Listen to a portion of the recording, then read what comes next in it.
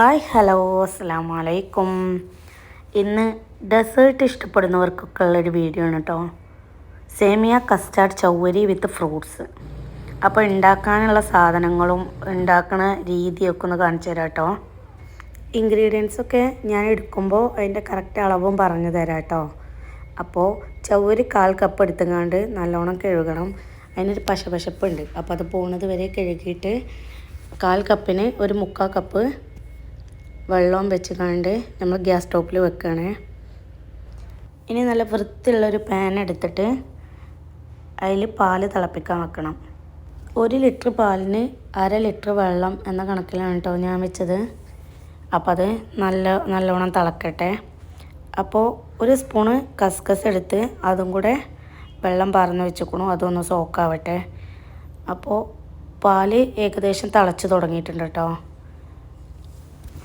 ചൗവരി നല്ലോണം വെന്ത് കുറുകി വന്നിക്കണു. നന്നായിട്ട് ഇളക്കി കൊടുക്കണം. ചൗവരി വേഗം അടി പിടിക്കും, അപ്പോൾ നന്നായിട്ട് ഇളക്കണം. പാൽ നല്ലോണം തിളച്ച് വന്നു. അപ്പോൾ ഇനി 1/4 കപ്പ് സേമിയ ചേർക്കണം. അപ്പോൾ എൻ്റെ കയ്യിൽ വറുത്ത സേമിയാണ്, നിങ്ങളും വറുത്ത സേമിയ ഇടാനായിട്ട് ശ്രദ്ധിക്കണം.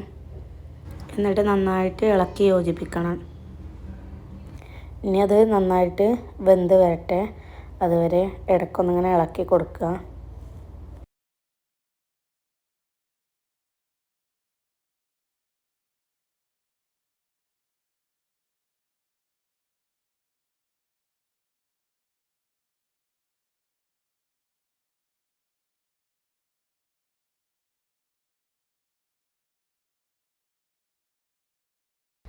ഒരു പിടി സേമിയയും കൂടെ ഇട്ടിട്ടുണ്ടായിരുന്നു.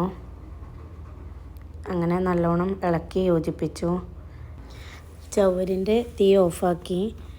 ചവര് നല്ലോണം തിളച്ച് കുറുകി വന്നിക്കണു.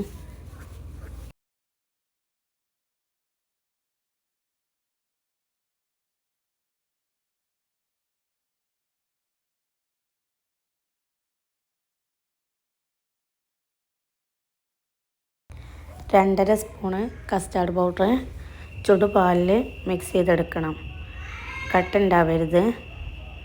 അങ്ങനെ തിളച്ച് മറിയണ പാലിക്ക് അത് പതുക്കെ ഒഴിച്ച് ഇളക്കിയെടുക്കണം. കട്ട പിടിക്കാതെ ഇരിക്കാനാണ് കേട്ടോ ഇതൊക്കെ പറയണത്. അങ്ങനെ നന്നായിട്ട് പിന്നെ കുറച്ച് നേരം കൈവിടാതെ ഇളക്കണം. അപ്പോൾ അതിങ്ങനെ കുറുകി വരും.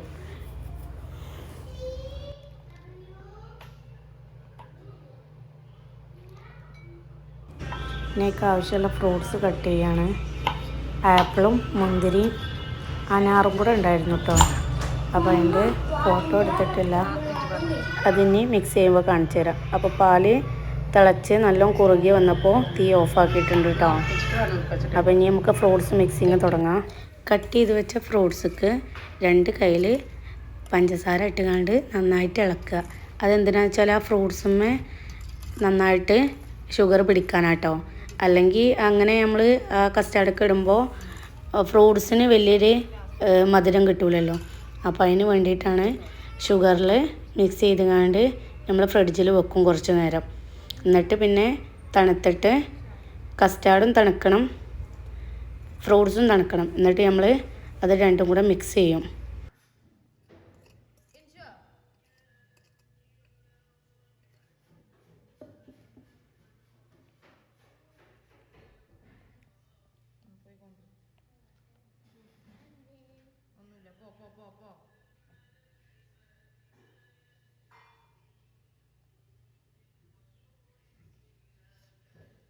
ഫ്രൂട്ട്സ് മിക്സാക്കിയതിന് ശേഷം കസ്കസും ഇട്ട് മിക്സാക്കുക.